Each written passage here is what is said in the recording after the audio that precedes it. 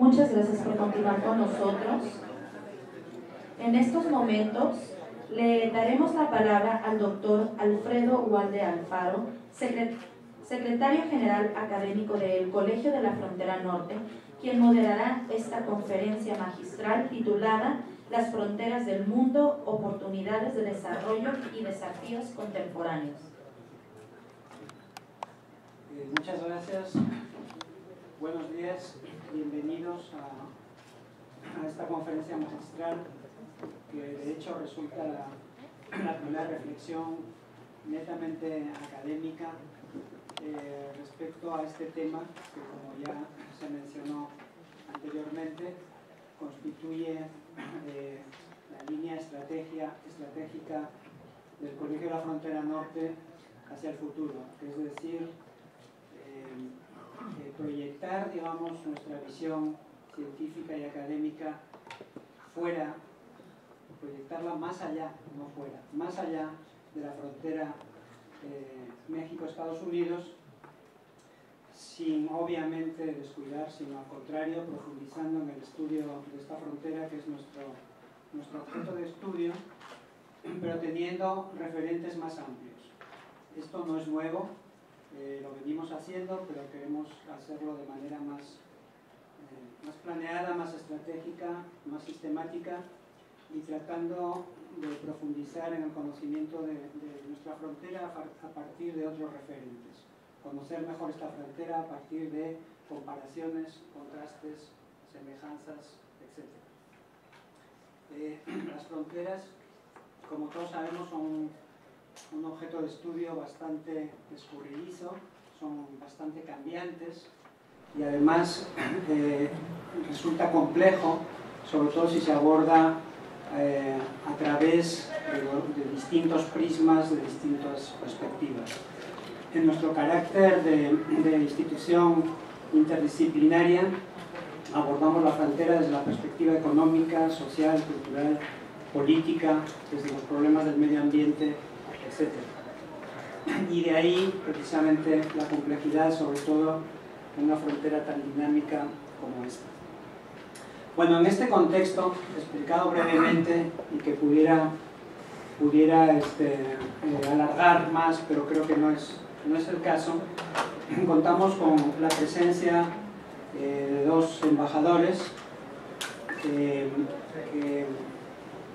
van a propiciar, digamos, la reflexión sobre estas temáticas en la perspectiva tal vez de intentar una síntesis acerca de hacia dónde caminan las fronteras.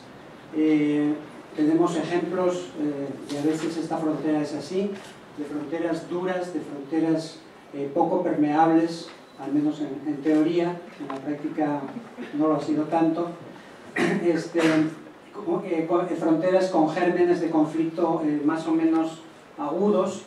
Hay otras fronteras que son escenarios de guerra, pero también hay escenarios más favorables, escenarios de cooperación, escenarios más deseables de desarrollo compartido. Algunas de las propuestas, digamos, que se han hecho en la frontera México-Estados Unidos van en este sentido, y a nuestros invitados les hemos propuesto precisamente reflexionar en esta línea. ¿Dónde estamos? ¿A dónde podemos llegar? ¿Qué sería lo factible?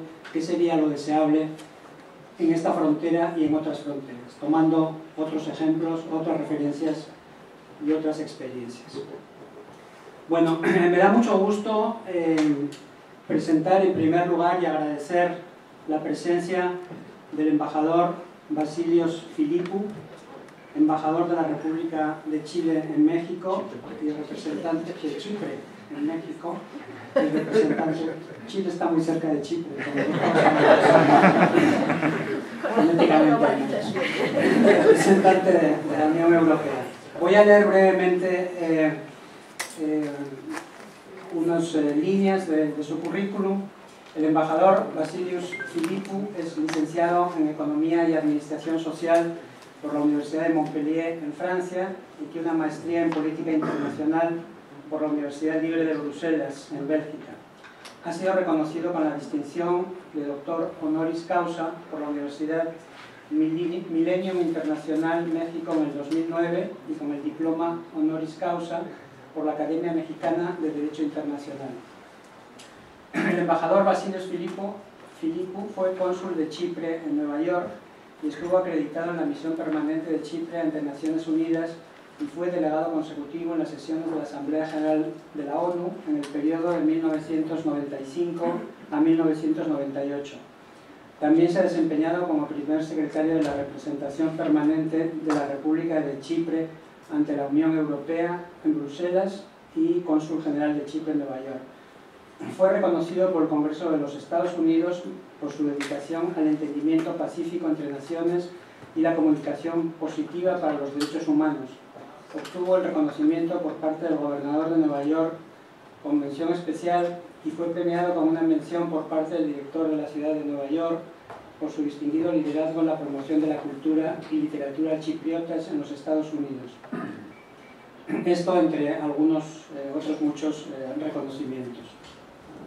Entonces, sin más preámbulo, le voy a dar la palabra al embajador Vasilios Philippou. Embajador, muchas gracias por su presencia. Sí.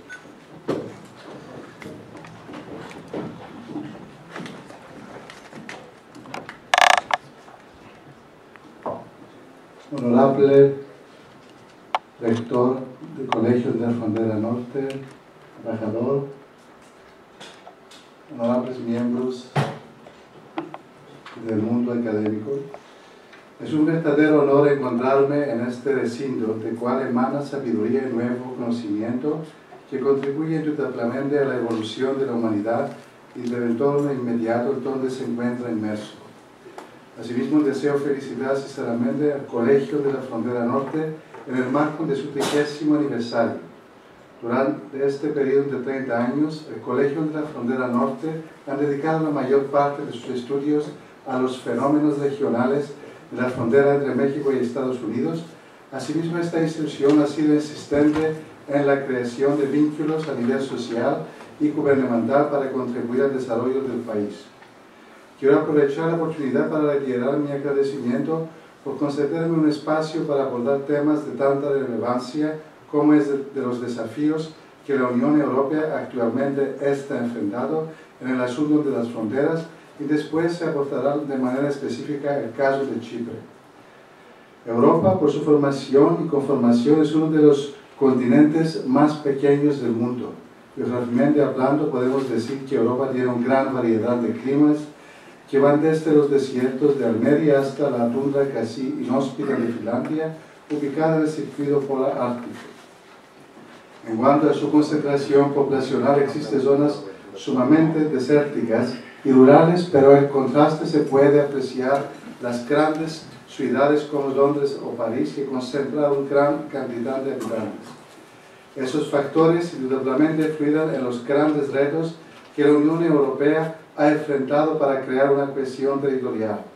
Antes de continuar, me gustaría mencionar brevemente los objetivos fundamentales del desarrollo territorial que la Unión Europea ha implementado para llevar a cabo. Desarrollo de un sistema urbano policéntrico y más equilibrado, junto con el esfuerzo de la colaboración entre los espacios urbanos y rurales. A este respecto, se trata de superar el anacrónico dualismo entre el campo y la ciudad. Acceso equivalente a las infraestructuras y el conocimiento mediante el fomento de estrategias integradas de transporte y comunicación que sirvan de ayuda para el desarrollo policéntrico del territorio comunitario, constituyendo una condición necesaria para la participación activa de las ciudades y las regiones europeas en la Unión Europea. Gestión prudente de la naturaleza y el patrimonio cultural, lo cual se puede lograr mediante una gestión inteligente. Este aspecto contribuye también a la conservación y perfeccionamiento de la identidad regional y al mantenimiento de la diversidad natural y cultural de las regiones y ciudades de la Unión Europea en la era de la globalización. Asimismo, se han creado mecanismos como la Estrategia Territorial Europea, la cual tiene la finalidad de acortar un modelo y unos objetivos territoriales comunes para el desarrollo futuro del territorio de la Unión Europea. A partir de la adopción de la Estrategia Territorial Europea, se pone en marcha una serie de iniciativas en el ámbito territorial de la Unión Europea en un espacio reducido, distinto a los grandes espacios económicos del mundo, como es el caso de Estados Unidos de América o el Mercosur. Uno de los resultados más interesantes de esta estrategia ha sido la cooperación transfronteriza e interregional, que ha favorecido la realización de proyectos de carácter transfronterizo, tales como el implemento de planes de ordenación territorial y uso de suelo, y así como una mejor articulación de los sistemas de transporte regionales con los nudos nacionales e internacionales. Cabe señalar que la Unión Europea ha establecido en el Tratado de Lisboa la labor de fomento de la cohesión económica, social y territorial. El concepto de desarrollo territorial y su relación con la normativa y políticas comunitarias se encuentra en constante proceso de evolución y empieza a adquirir una mayor importancia con la puesta en marcha de la Estrategia de Lisboa en el año 2000. En el marco del Tratado de Lisboa y de la Estrategia en 2020, el reto fundamental que se persigue con el fortalecimiento de la cohesión territorial es mejorar el capital territorial y el potencial de las regiones de la Unión Europea a través de actividades competitivas e de innovación. Esos factores constituyen un prerequisito importante para mejorar la competitividad global del territorio de la Unión Europea.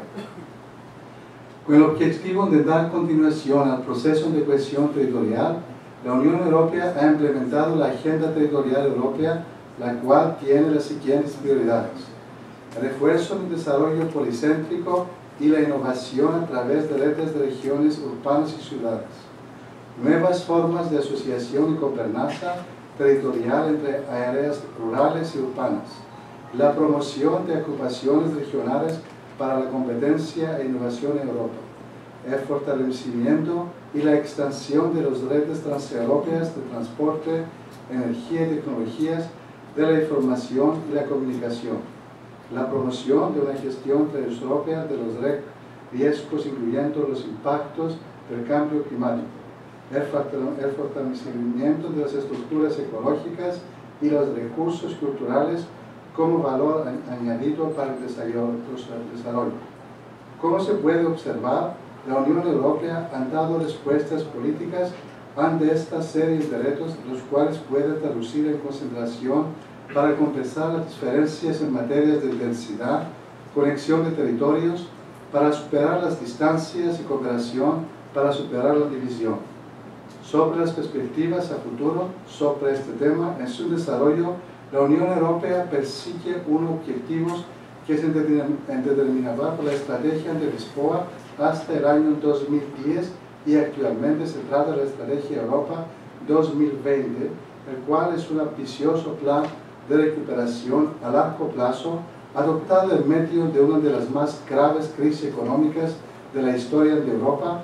Las medidas a tomar son crecimiento inteligente, el cual es el desarrollo de una economía basada en el conocimiento y la innovación, crecimiento sostenible que trata de una promoción de una economía que haga un uso más eficaz de los recursos, que sea más verde y competitiva, crecimiento integrador que fomente una economía con alto nivel de empleo y que tenga cohesión social y territorial. Cabe destacar que Alemania ha sido un gran ejemplo en la elaboración de estrategias que ayudan a fortalecer diversas políticas entre los países, así como un gran ejemplo en desarrollo social y sustentable en su territorio, y fuera de este, gracias a la buena vecindad. Andar, su consentimiento a la unificación de Alemania, las otras víctimas y adversarios no solo pusieron en valor el proceso alemán de depuración desagrado durante los 4 décadas anteriores, sino que unieron a ello a la esperanza de que los esfuerzos constructivos e integradores de los alemanes a lo largo de aquella etapa tendrían un puente sólido hacia el futuro. Que esa nueva orientación tuviera éxito se debió en buena medida a la política exterior alemana, tal como se había decantado y consolidado a partir de la fundación de la República Federal en 1949. Para Alemania Unida, los años 90 fueron el punto de arranque de una etapa plagada de retos de extraordinario alcance. Por una parte, tenían que hacerse frente a la nueva situación interna y por otra, los alemanes se vieron simultáneamente confrontados con un novedoso e inusitado papel en el terreno de la política exterior. Esa es una cara de la moneda, pero hay otra. La reunificación alemana contrasta con la tendencia generalizada hacia la disolución y desmoronamiento o incluso la distracción a nivel mundial. ¿Puede un país como Alemania, que comporte todas sus fronteras con otros estados europeos, en total 9, aplicar otra cosa que no sea una política europeísta activa? La respuesta es obvia. Debido a su situación central en la intersección en la actual Unión Europea, Alemania se beneficia especialmente de unas buenas y pacíficas relaciones de vecindad.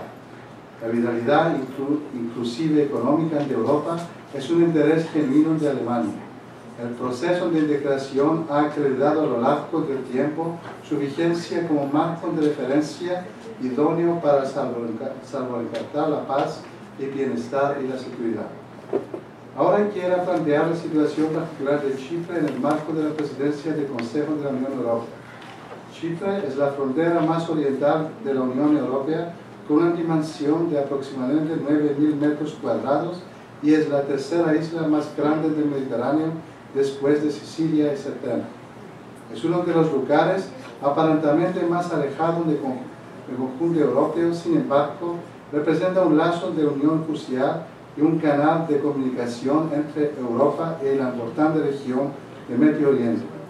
Mi país ha estado siempre preocupado por la cohesión social y territorial, así como por la estrecha relación con los países vecinos, lo cual ha hecho que la isla afronte sus propios retos en cuestión de transporte, servicios de telecomunicaciones, y dichos desafíos ha llevado a Chipre a poseer la sexta flota naviera a nivel mundial, por poner un ejemplo. Asimismo, Chipre ha tomado conciencia de la importancia de una integración regional, así como de fortalecimiento de una cohesión social. En el marco de la presidencia de Chipre del Consejo de la Unión Europea, Chipre ha basado sus acciones políticas para contribuir con un crecimiento sostenible y una cohesión social que vayan de acuerdo con el Tratado de Lisboa, el concepto de cohesión territorial y los objetivos fundamentales en desarrollo territorial. Es necesario mencionar que mi país ha mostrado una gran preocupación por la situación financiera que se vive actualmente en Europa y en el mundo entero. Para eso, durante la presidencia itinerante del Consejo de la Unión Europea, Chipre ha sido convocado a firmar sobre asuntos clave de la agenda de la Unión Europea, tales como el marco multinacional financiero por el periodo de 2014 al 2020. Dicho acuerdo es una oportunidad para plantear y llevar a cabo políticas efectivas que contribuyan a la competitividad de la Unión Europea y a crear mayores empleos. Bajo la misma línea, la presidencia de Chipre también se ha estado enfocando en la creación de redes transeuropeas en transporte, telecomunicaciones y en punto que es verdaderamente importante, el fortalecimiento de la política integral marítima, que representa un reto muy significativo para Chipre. Dentro de este nuevo desarrollo también las fronteras de Chipre y de la Unión Europea serán favorecidas, fomentando de esta forma la cooperación entre fronteras. Cabe señalar que una de las prioridades en las que la presidencia de Chipre ha puesto mayor énfasis es una creación de empleo para jóvenes, en vista del importante incremento del desempleo que se ha manifestado en últimas fechas de la Unión Europea. Entre las acciones a seguir por parte de la presidencia de Chipre del Consejo de la Unión Europea es la organización de eventos relacionados con asuntos de cohesión, incluyendo una reunión de directores generales responsables de la cohesión territorial y la política de cohesión en octubre del presente año, la cual servirá para la preparación de la reunión informal ministerial en política de cohesión que se llevará a cabo en noviembre del 2012. También Chipre tiene la intención de adelantar los trabajos en la agenda territorial a través de reuniones con grupos intergubernamentales a cargo del desarrollo urbano y cohesión territorial.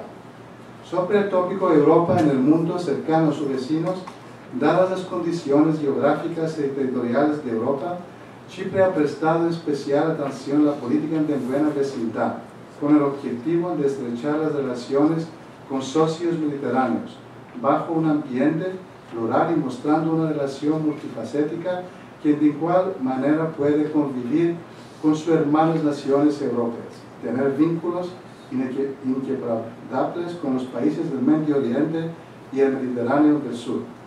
Como se puede observar, Europa y Chipre tienen un centro en común que los lleva a crear mayores medidas que contribuyen con la cohesión territorial, la buena vecindad y por ende la cooperación entre naciones, factor de vital importancia en tiempos difíciles para la economía europea y mundial.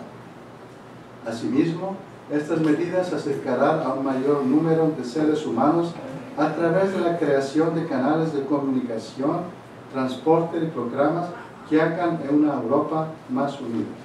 Muchas gracias.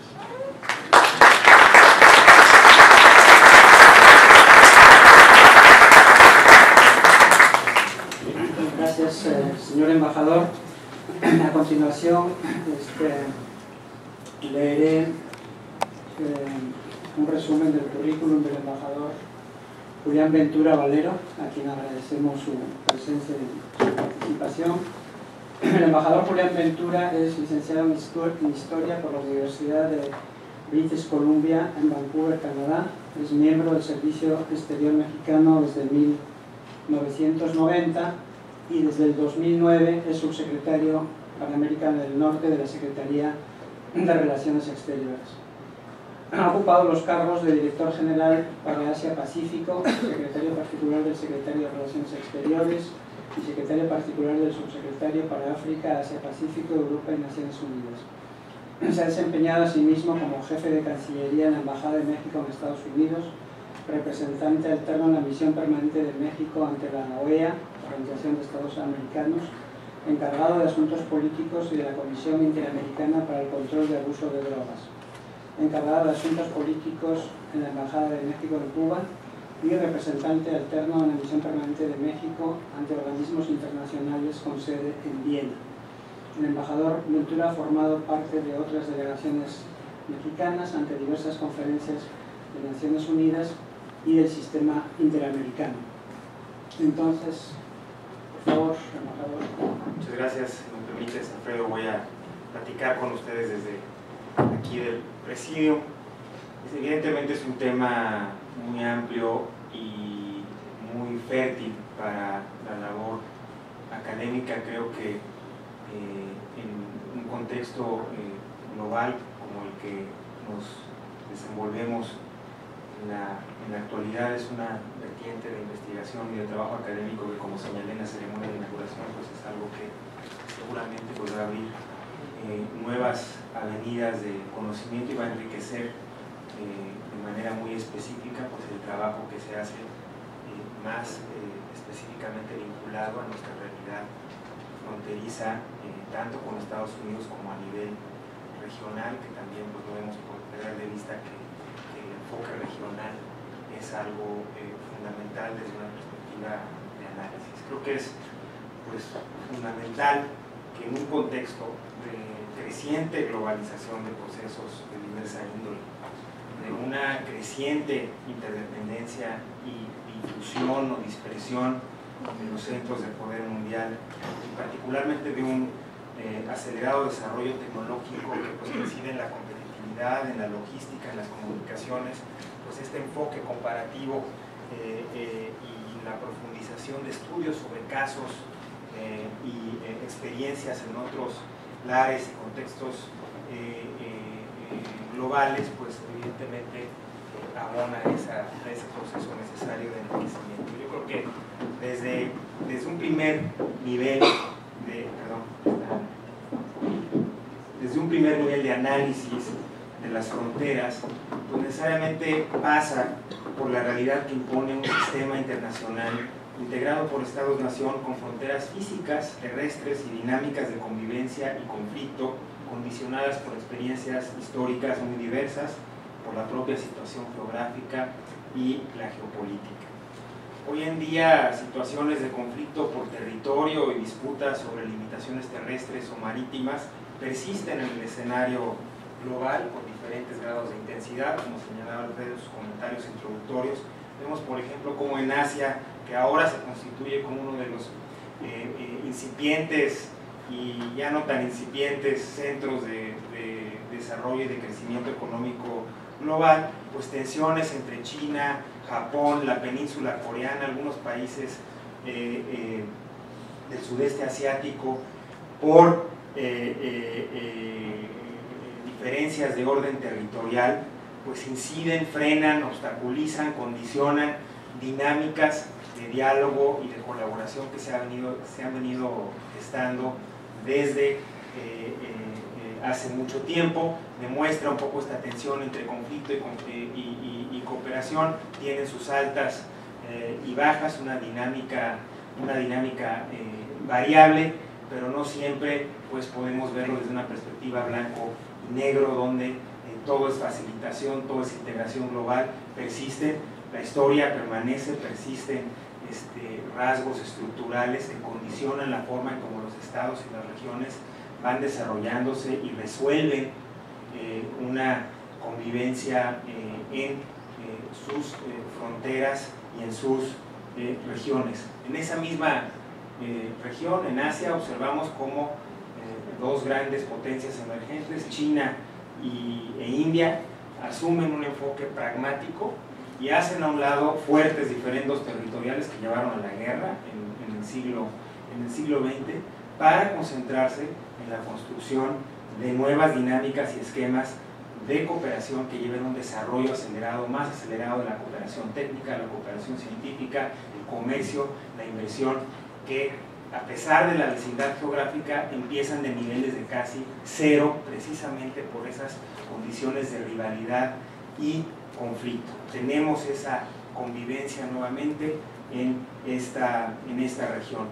Como el embajador Filippo se ha referido a la situación en la Unión Europea, vemos cómo experiencias exitosas de facilitación y convivencia fronteriza, como la que se da entre los Estados miembros de la Unión Europea, o la interacción entre Canadá y Estados Unidos, pues son ejemplos emblemáticos, diría yo, de cómo puede haber una superación exitosa de historias muy arraigadas de conflicto y de desconfianza mutua.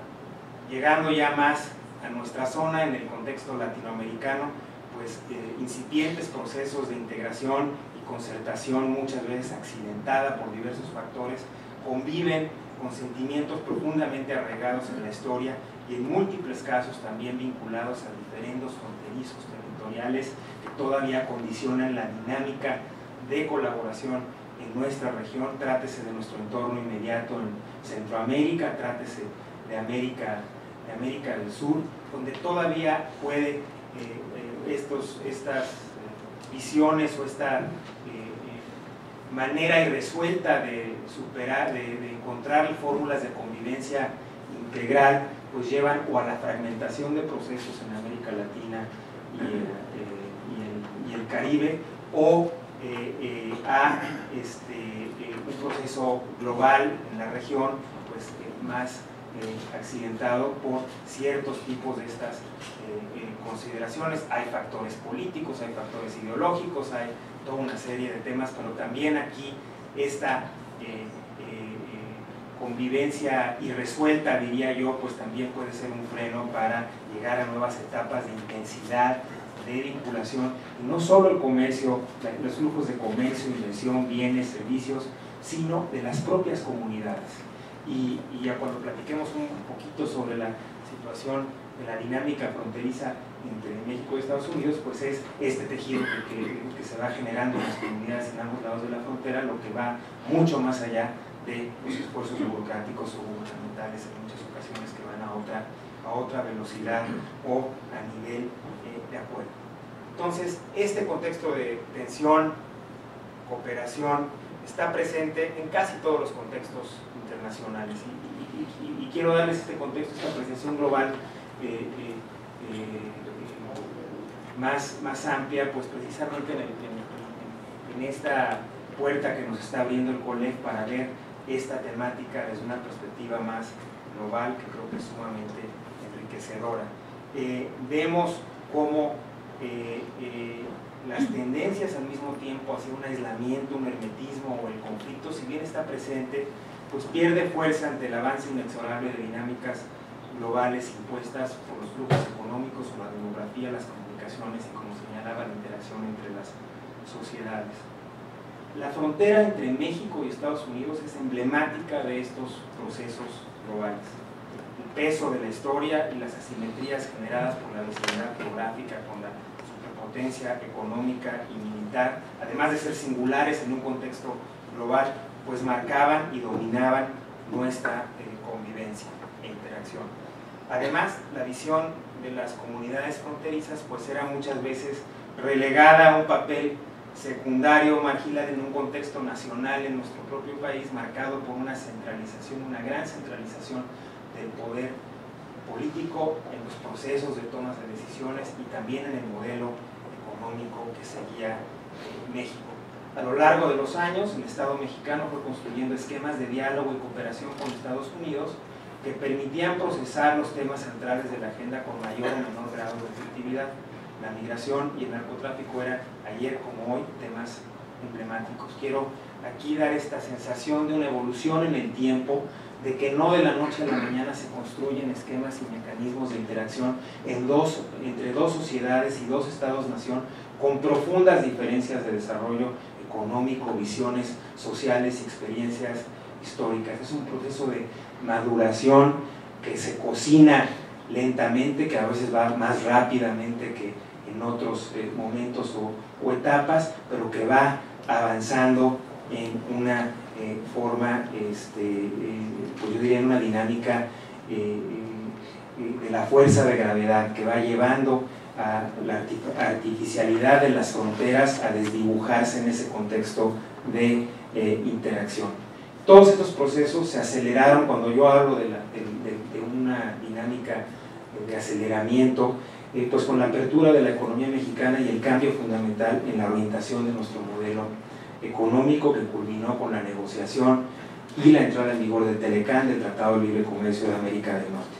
La frontera ahí progresivamente se constituyó en un actor cada vez más visible, cada vez más central en el proceso de integración económica y en el crecimiento exponencial de los flujos comerciales. No perdamos de vista que a pesar de todas las limitaciones y falta de sintonía que estamos constantemente tratando de empatar con Estados Unidos a través de la infraestructura, etcétera, nuestro comercio sigue siendo mayoritariamente terrestre, el 80% del comercio entre México y Estados Unidos, y imagínense pues cuando alcancemos objetivos de una mayor fluidez y facilitación de los flujos comerciales, el potencial que hay ahí.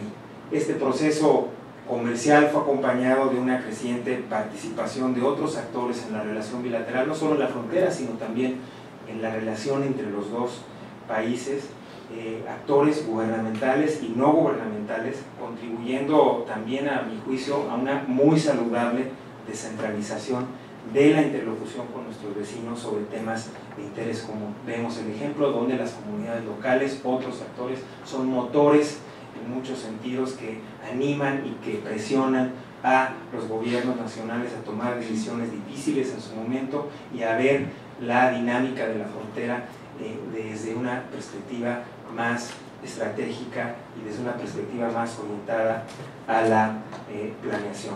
Entonces, el reto particular en la frontera México-Estados Unidos, que yo creo que es extrapolable a otras situaciones en el mundo, es la construcción de esquemas que permitan superar asimetrías estructurales e intereses divergentes, contradictorios, para aprovechar las oportunidades que genera la vecindad y abordar divergencias y conflictos por la vía del diálogo. Creo que por la dimensión, la extensión de la frontera, la intensidad de nuestros intercambios, la ineludible importancia estratégica que cada país tiene para el otro, nuestra experiencia fronteriza constituye un referente global de nuestra visión de las relaciones internacionales y por ende de nuestra política exterior, nuestra visión de nuestro lugar en el mundo. No es solo un proceso como el que se señaló en la introducción de un estudio académico que contribuye al desarrollo de las políticas públicas, pero donde también la frontera México-Estados Unidos se constituye un referente para los procesos que se dan a nivel regional y global. Si hacemos un repaso de los principales temas de la agenda internacional del siglo XXI, pues casi todos tienen una expresión concreta en la frontera: migración, derechos humanos, competitividad económica, medio ambiente, seguridad. Todos ellos pues tienen una expresión en las fronteras y en la frontera de México con Estados Unidos de manera muy especial.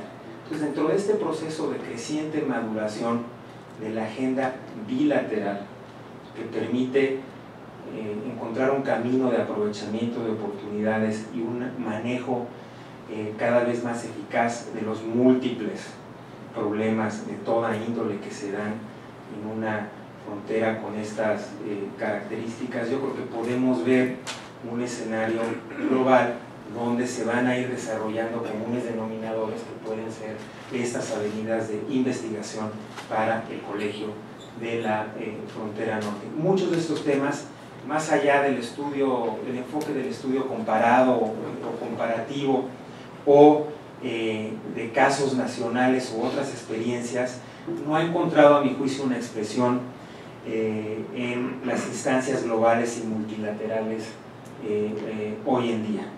Si hablamos, por ejemplo, del fenómeno migratorio, en las Naciones Unidas pues se da la negociación ya hace casi 3 décadas también de la Convención sobre los Derechos de los Trabajadores Migratorios y sus familiares. Hay un impasse, es un tema que genera polarización a nivel multilateral, después de que hay la distensión de la parálisis en los organismos a partir del fin de la Guerra Fría. En el de la migración no se da una dinámica otra vez de generación de consensos globales o la generación de una perspectiva multilateral desde la perspectiva de los gobiernos. La hay desde la sociedad civil, se genera a través de centros de pensamiento, se genera a través de la academia, pero no la hay en el tema migratorio de manera tan natural. Ahí hemos estado trabajando con el doctor René Centeno de esta institución. Me tocó presidir el Foro Mundial de Migración en Puerto Vallarta hace 2 años, donde México logró, a través de una visión que lograra integrar comunes denominadores para todos los Estados miembros de la Organización de las Naciones Unidas, vinculando la migración con los procesos de desarrollo, incorporando plenamente a la sociedad civil en la negociación, en el diálogo.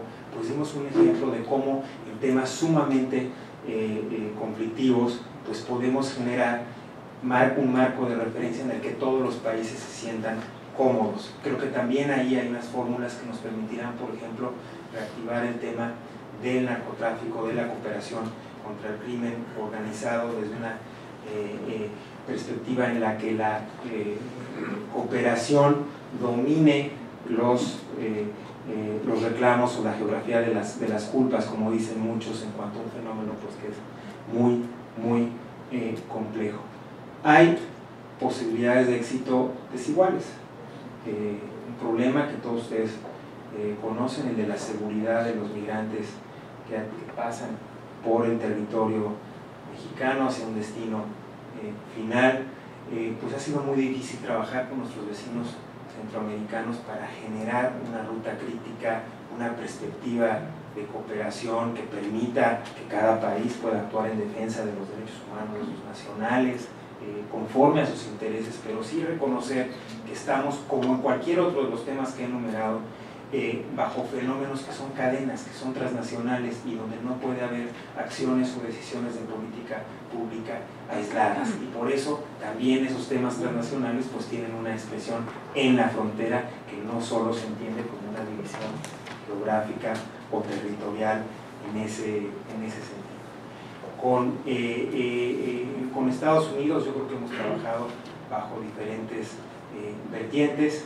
Creo que una prioridad evidentemente ha sido la facilitación del comercio. Ustedes que son miembros de la comunidad del COLEF, residentes en esta zona, pues conocen bien el tema, cómo se ha tratado de superar inercias en la construcción de nueva infraestructura fronteriza. El volumen de los intercambios no corresponde a lo que tenemos hoy en día, y eso que con lo que se ha logrado en los últimos 3 años superamos un impasse de más de una década, de casi 15 años, en la construcción de nuevos cruces y puentes fronterizos, casi el tiempo que ha durado el crecimiento exponencial del comercio desde la entrada en vigor del Tratado de Libre Comercio de América del Norte. Estamos rezagados en función del conflicto. Cuando hablaba yo en función de la dinámica, cuando ya habló de diferentes visiones fronterizas nacionales, pues cae uno en lo anecdótico, pero la forma en que la historia y que la convivencia incide en las visiones, pues es muy palpable. Se hablaba de un encuentro entre el fundador de Singapur, Lee Kuan Yew, con un presidente mexicano en algún foro internacional hace unas décadas, donde el primer ministro pues había preguntado pues, ¿cómo está la situación con Estados Unidos? Y el presidente mexicano en ese momento había dicho, muy agobiado, imagínese, señor primer ministro, 3.000 kilómetros de frontera con Estados Unidos, imagínese la problemática que yo tengo. Y el primer ministro de Singapur lo que le contesta es, lo que yo daría, señor presidente de México, por tener 1 centímetro de frontera con el principal mercado económico a nivel global. Y es cierto, y lo están aprovechando con el crecimiento de China y reinventándose constantemente y transformándose como Estado. Y ahí eso ilustra un poco cómo los procesos de transformación de estas visiones son muy complejos. No es un proceso que inició en esta administración y en la administración pasada, ha sido un proceso de construcción de mecanismos y esquemas que yo creo que tienen una singularidad a nivel global. La manera como abordamos nuestros recursos compartidos acuíferos a través del Tratado de Aguas de 1944, la comisión, la SILA que hemos creado para ver y abordar esos temas, y no solo los que están estrictamente vinculados a la administración del tratado, sino a negociaciones que implican una visión de futuro que incorporamos a instituciones como el COLEF, a las comunidades locales, para atender retos de mediano y largo plazo, trátese del agua, trátese del medio ambiente a través de la creación de comisiones de parques binacionales como el de Big Bend, que estamos constituyendo con Semarnat y el Departamento del Interior de los Estados Unidos, trátese de esquemas de viajeros seguros, Global Entry, facilitación de flujos comerciales, inspección aduanera, donde todo este andamiaje se ha ido consolidando. ¿Qué falta? Falta consolidar una visión estratégica de largo plazo en la que actores locales, actores estatales, las comunidades y el gobierno federal consoliden y puedan apuntar hacia objetivos estratégicos en el desarrollo de nuestra frontera común. Una de las primeras o de los aspectos centrales de la primera visita que tuvo el presidente Calderón a Estados Unidos fue la firma de una declaración sobre fronteras siglo XXI, que crea una instancia bilateral que va aprobando planes anuales de desarrollo, que tiene un mecanismo que aglutina las diferentes dependencias, que logró destrabar la telaraña de actores y autoridades del lado estadounidense que inciden en las más mínimas decisiones que se toman en la frontera, para darle este carácter institucional a los intercambios, un espacio institucional donde puedas aprovechar y tomar decisiones positivas de facilitación, de comercio, de infraestructura, y al mismo tiempo que te permitan desahogar los inevitables conflictos que hubo ayer, hace 50 años, y que va a seguir habiendo.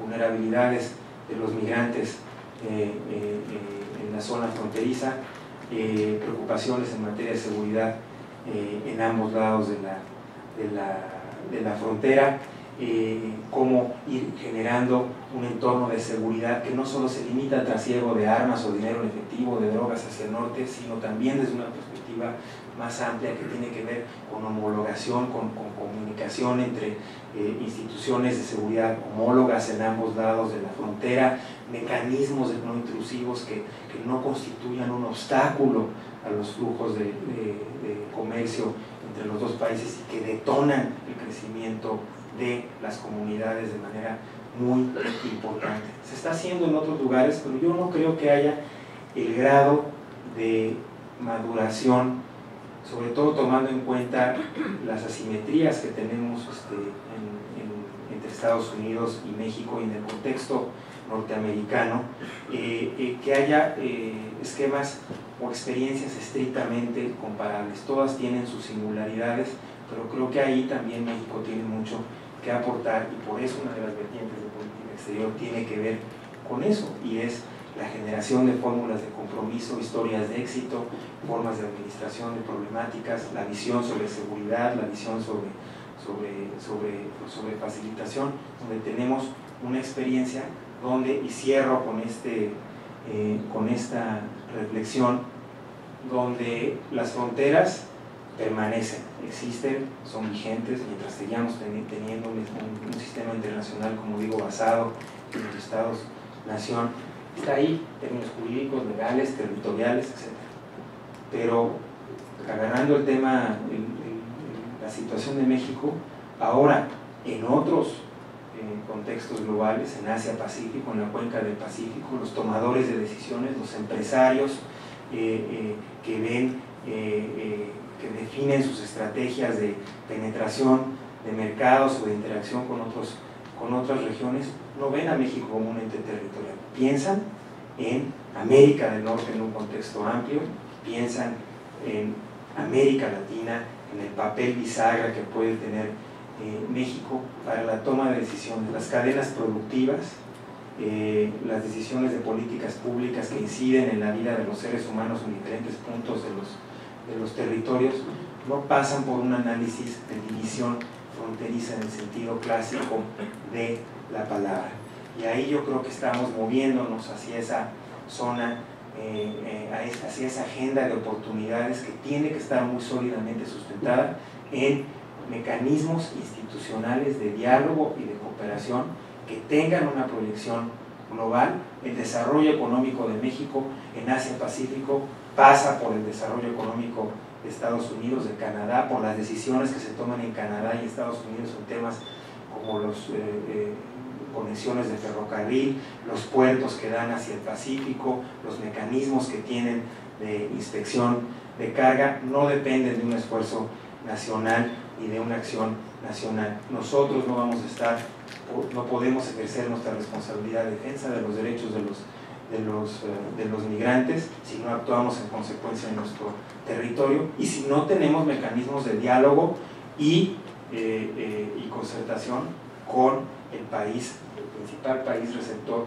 de los migrantes mexicanos, que es Estados Unidos. Si no se tienen esos esquemas, pues vuelves a una dinámica de gritos y sombrerazos, de conflicto permanente, que no solo no resuelve ese problema específico, sino que tampoco te permite ir avanzando hacia una agenda integral que a la larga va a solucionar o va a poder atender de gran manera la problemática estructural que enfrentamos ahorita. Con eso cerraría mis comentarios. Muchas gracias.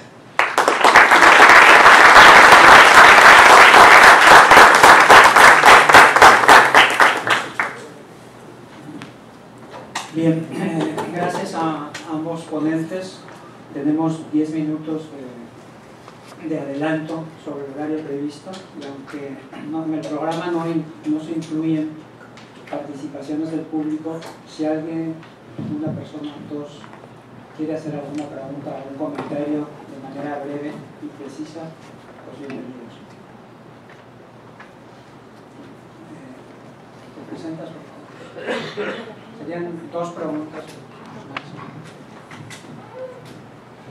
de manera breve y precisa. Trataré de ser breve. Te presentas, por favor. Tito Alegría, soy profesor en COLEF, en el Departamento de Estudios Urbanos y Medio Ambiente, y ahora director del departamento. Sobre lo que dijo el embajador, esta frontera ha estado cambiando, sobre todo en los últimos tiempos. A lo largo del siglo XX hubo un proceso de cada vez más autonomía de la frontera mexicana respecto a lo que le pasaba a Estados Unidos, pero después de la crisis del 94 y el Telecán se revirtió y cada vez somos más dependientes de lo que le pasa a Estados Unidos. Una prueba de ello es que el año 2009 fue la marca histórica del desempleo aquí en la frontera, aquí en Tijuana en particular, que llegó al 9% casi por ahí, cuando habíamos tenido 20 años de 1% de desempleo. Y eso es porque ha habido una creciente interacción, integración, no completa, pero que ha significado que aspectos locales de la economía se han ido perdiendo. Han cerrado fábricas de pinturas, etcétera, varias actividades económicas locales que tenían cierta autonomía con respecto a Estados Unidos. Ahora lo que tenemos es más dependencia y por lo tanto más debilidad frente al ciclo económico de Estados Unidos. Entonces, en vez de pensar en facilitarle el cruce a bienes y personas, que es necesario, porque ya existe, como una política central, eso debe considerarse como una política de corto plazo, en mi opinión. Más bien pensar en una política de mediano plazo, de acentuar aquellos aspectos de la economía y de la sociedad que no están vinculadas a Estados Unidos. Eso es lo que le conviene a esta frontera. Necesitamos desarrollar cierta economía regional, intrarregional. La política europea de policentros está orientado a eso, está orientado a integrar un marco regional, no solo local, sino regional, a varias ciudades en un proyecto de desarrollo regional. Eso es lo que necesitamos. Esa orientación, digamos, de mediano plazo, en vez de pensar en más integración. Más integración no es bueno para esta frontera, en mi opinión. Comentario.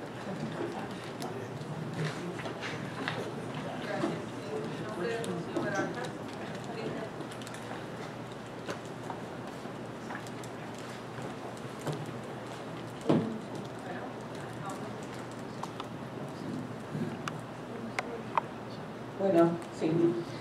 Mi nombre es Rocío Barajas, profesora investigadora del Departamento de Estudios Sociales. Creo que ambos ponentes han coincidido en la importancia de la gobernanza, los procesos de gobernanza, sobre todo para fomentar o para mejorar la cooperación y también para resolver el conflicto. Yo creo que estamos totalmente de acuerdo, es algo que hemos aprendido quienes hemos venido trabajando el tema. A mí lo que me llama la atención, y yo quisiera preguntar incluso a ambos ponentes, mientras en el caso del embajador Basilio Filippo habla de este proceso de gobernanza como algo, o yo preguntaría cuáles han sido los elementos que han permitido que en el caso de la Comunidad Europea se pueda avanzar hacia ese proceso de gobernanza donde hay, entendemos, la participación de actores de diverso índole, donde se reconocen los esquemas de cooperación formal e informal, y a la vez también preguntar en el caso del embajador de la parte de México, ¿qué es el elemento entonces que falta para generar ese proceso de gobernanza? Estamos de acuerdo que es un reto, ¿sí? Y están los actores locales, están los esquemas de participación. Sin embargo, bueno, también en México desde la década de los 70 no hay una política de desarrollo fronterizo como se tuvo en los 60 y 70, con comisiones que permitieron precisamente avanzar hacia estos procesos de gobernanza, aunque era una gobernanza, podríamos decir, de tipo interinstitucional, que hoy tendría que tener otras características, ¿no? Pero sí me gustaría que nos comentara un poco al respecto, porque yo creo que el problema es, o sea, se entiende el reto, pero entonces, ¿cómo se visualiza resolver y avanzar hacia ese proceso de gobernanza, ¿no? Que es esencial para que un proceso de cooperación se promueva, se intensifique y para que también se resuelvan problemas? sin dejar de aceptar que ha habido pues muchos avances, pero que en realidad también sigue existiendo grandes problemas al respecto. Daríamos la palabra. En el caso de la Unión Europea, yo creo que es los principios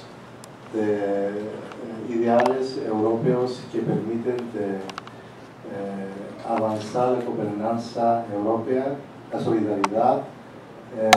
Europa hoy vive una crisis económica, una crisis de identidad. Solo los elementos que podemos mencionar es la ideología europea que va a permitir a Europa una mejor gobernanza, un mejor futuro para superar los retos económicos y fronterizos que permiten una convivencia entre los miembros de la Unión Europea.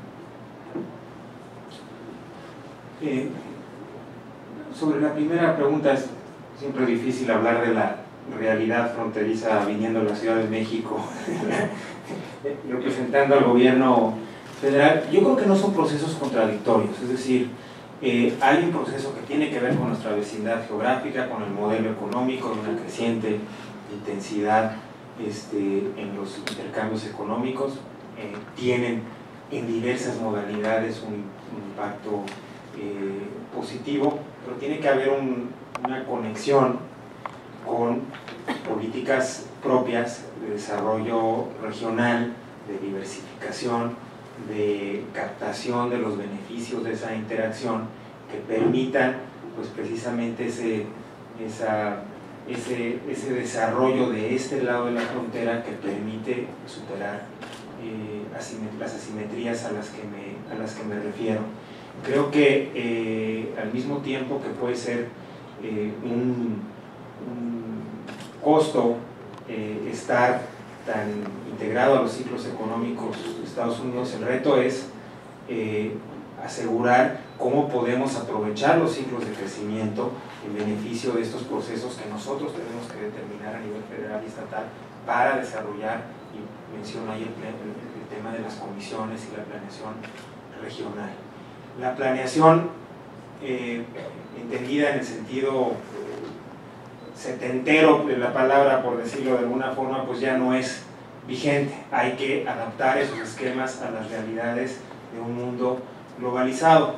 Hace unos meses pues todavía veíamos la experiencia de Brasil como un modelo a seguir en ese momento de la fotografía de la economía brasileña, y ahora vemos cómo en ciertos aspectos pues el análisis que está dando de la situación de la economía mexicana en términos de empleo, con todas sus limitaciones, en términos de crecimiento económico, de condiciones macroeconómicas, pues también hay un lado positivo en cuanto a los beneficios de la diversificación y del modelo económico que tenemos, un modelo económico sustentado en la exportación de materias primas, como es el que prevalece en América del Sur, con un desarrollo industrial importante. Ahí también no ha podido haber esa conexión que no tenemos en la zona fronteriza en la que usted menciona. Es como poder conciliar y aterrizar